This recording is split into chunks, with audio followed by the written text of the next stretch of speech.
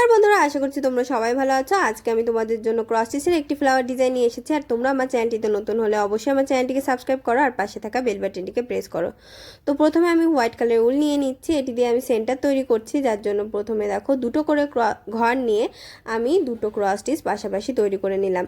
এবার দুই সাইডে আমি একটি একটি করে ক্রস স্টিচের সংখ্যা বাড়াবো। এখানে আমি 4টে ক্রস স্টিচের একটি লাইন তৈরি করে নিচ্ছি।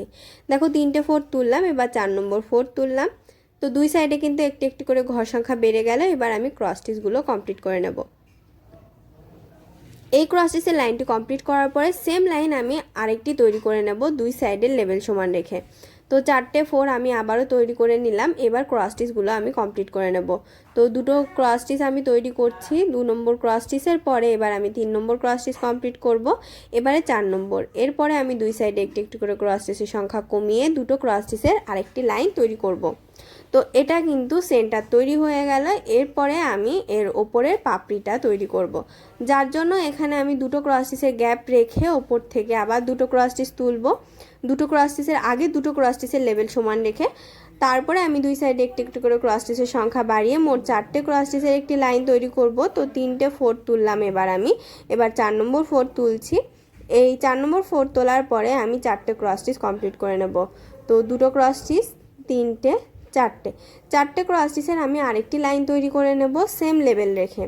তো এটা কিন্তু অনেকটা আগের মতোই তৈরি করা হচ্ছে, সেন্টারের মতো করেই। তো এভাবে আমি 4টে 4 তুলে নিলাম। এবার এই 4গুলো আমি কমপ্লিট করে নেব। 4গুলো কমপ্লিট করার পরে দুই সাইডে আমি আবার একটি একটি করে ক্রস স্টিচের সংখ্যা কমিয়ে নেব। কমিয়ে নিয়ে দুটো ক্রস স্টিচের একটি লাইন তৈরি করে নেব। তো দুটো ক্রস স্টিচ কিন্তু আমার তৈরি করা হয়ে গেল। এভাবে করে কিন্তু একটি পাপড়ি তৈরি হয়ে গেল। সেমভাবে আমি 4টে পাপড়ি তৈরি করে নেব।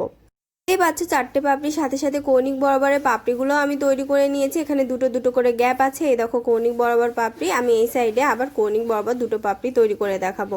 তো এখানে দেখো এই যেই দুটো ক্রস স্টিচের গ্যাপ রাখা আছে তার এই লাইন বরাবর একটি ক্রস স্টিচের গ্যাপ রেখে আমি দুটো ক্রস স্টিচ তৈরি করে নেব। তো একটি ক্রস স্টিচের গ্যাপ রেখে আমি দুটো 4 তুলছি। দুটো 4 তোলার পরে দুই সাইডে আমি আবার সেমভাবে দুটো একটি একটি করে ঘর বাড়াবো। 4টে ক্রস স্টিচের একটি লাইন তৈরি করে নেব। তো দেখতেই পাচ্ছ 4টে 4 তৈরি করে নিলাম। এবার আমি এই 4গুলো কমপ্লিট করে নিলাম। 4গুলো কমপ্লিট করার পরে আমি ওপরের লাইনেও দুই সাইডের লেভেল সমান রেখে আমি আবার সেমভাবে সেম লাইন আবার তৈরি করব। অর্থাৎ 4টে ক্রস স্টিচের আরেকটি লাইন তৈরি করব। এখানে কিন্তু প্রতিটা সেলাই সেমভাবে তৈরি হচ্ছে। তো তোমরা সেমভাবে তৈরি করলেই কিন্তু পাপড়িগুলো তৈরি হয়ে যাবে। শুধু এই ঘরগুলো তোলার দিকগুলো তোমরা ঠিক রাখবে। তো এখানে আমি দুটো 4 তুলছি। দুটো ক্রস স্টিচ এবার আমি কমপ্লিট করে নেব। তাহলে কিন্তু এই কৌণিক বরাবর লাইনটি কমপ্লিট হয়ে যাবে। তো এটা সেমভাবে এখানে তৈরি হবে। এখান থেকে একটি গ্যাপ রেখে দেখো এখানে গ্যাপ রেখে দুটো 4টে ক্রস স্টিচের দুটো লাইন, তারপর দুটো, এভাবে করে পুরোটা কভার করতে হবে।